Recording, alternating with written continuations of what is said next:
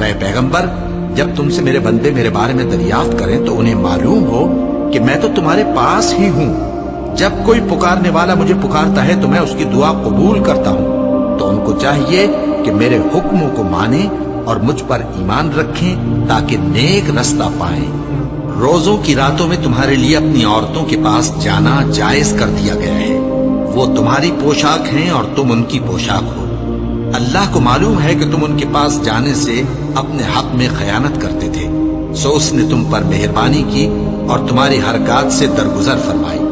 تو اب تم کو اختیار ہے کہ ان سے مباشرت کرو، اور اللہ نے جو چیز تمہارے لیے لکھ رکھی ہے یعنی اولاد، اس کو اللہ سے طلب کرو اور کھاؤ اور پیو یہاں تک کہ صبح کی سفید دھاری رات کی سیاہ دھاری سے الگ نظر آنے لگے۔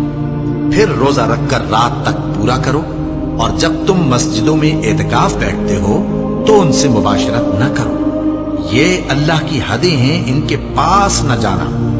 اسی طرح اللہ اپنی آیتیں لوگوں کے سمجھانے کے لیے کھول کھول کر بیان فرماتا ہے تاکہ وہ پرہیزگار بنے۔